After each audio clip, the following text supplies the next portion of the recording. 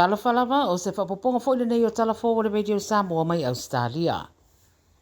O le whapopova ai iei mea tawi o ngā sami o Ausetalia I lalo le fuafuanga, o whailo mai le whainga malo I le so. O le fuafuanga le nei o whaanga ngai le vai ngā tupe 5.4 piliona, o whaia le mai o se iroironga na whaia le au unanga le Royal Australian Navy,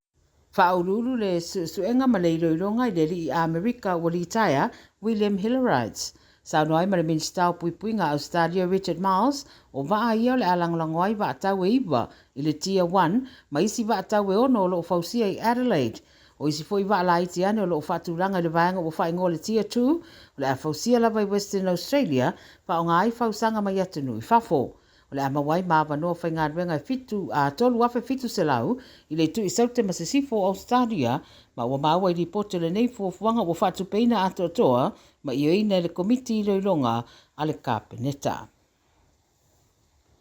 O lo polo kalava pēr whewa inga I lea ai sini o no se suenga leo lo whatanu uri ala lau papatele I sini le Sydney Harbour Bridge whaatino le tau na leila. Le uto te tala te lo mga ala na tapunia na leila ma whatua iei fweo I ngā taavale a o lo iei pēr I le temine ila pita inga I avi taavale ia sira fia le whatua I wheo inga o lo iei I le awala lau papa ma awala la tane whatua I fweo inga pasi. E leo whaero mai e le ripoti po le atonu le mafuanga o suenga leo o whaia ma o lo whaatari se ripoti le tamai se teimi e leo tue mamao.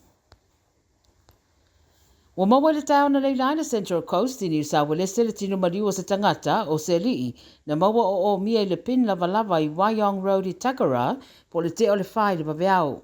Wala wana I le fisosoani whaamwame le matau pile nei na uwa ia se tangata na pasiane le whai tūlea o lolo o a lala ane vai se turou o lea tangata mai le pin malongo I nai loa leo. Maua wa maliu mai msalomia sasa ili lea tangata moni donations po ni fua I tonu le pin ai whafua se I ona mauai. Lo wha wau pe le termination e suenga leo le mea tonu na tupu mai le I wha mauria po oi foi sia tangata ua whaina. E ono iei sa swinga I leo au pito maua lunga I Queensland o le Top Cup I sa taimia leo te mamao ina ua whaalau loa le komisina o leo o iei nei Katerina Carroll e ono le to e sa I dia sa whapoponga o lana kon karate.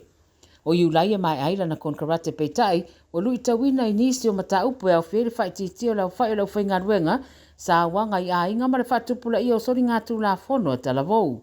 Whai mai le komisina lo ia wa ai nei ia wanoa lo matalani mo ia. Na whiriwhiria Carol e a vea ma komisina o leo I le lua afe se furumaneiva. Ma le talamuri ua whailo mai li poti o le amisia e le proper manly o toa fofoa sipli le malanga ala na au I Las Vegas ina woia io ina le mata upe whatatau ila na pue malosi I le li taalo Dom Young. E tolu taalonga o whaasalai sipli o lana pue lea na avea I le whanama I le li o Young I le asa toa nai ma misi ai malo na awai le malanga la na au I Amerika I le whaalauroi nā tiri o le taalonga I le fo I atunu. Sa iai le whamoemoe o la na au o le atulanga le lei se la panga matani e la paseka le fo ina tūlanga le lei na tau mawhainga le tamusanga o le tausanga taluai. Pe tai la le whaasalanga la o sipli e pe ona whaeloe le 7 News wo ono matala I le avanoa mo Nathan Brown. Ai leo mautinoa lava pe taalo Josh Schuster I le ulua I taalonga I Vegas I le asolua le masina fo o mati. O isi whaasalanga ua whaeloe le lipoti au whiai le 5 o taalonga I whaasalai le li taalo le Warriors o Cyan Mayu ono lana pue ia Declan Casey ma le second row a le Tigers o Samuel Fainu e ono whaasala I lana pue mawalunga ia Jacob Laban le awa le Warriors. Ia o tala na le Radio Samoa mo lau whaafonga mai le nei fo ia solua ma le whaamoemoe e mawatu se isi whaapoponga le temi whaapene I le aso atai au whaasoi fuia.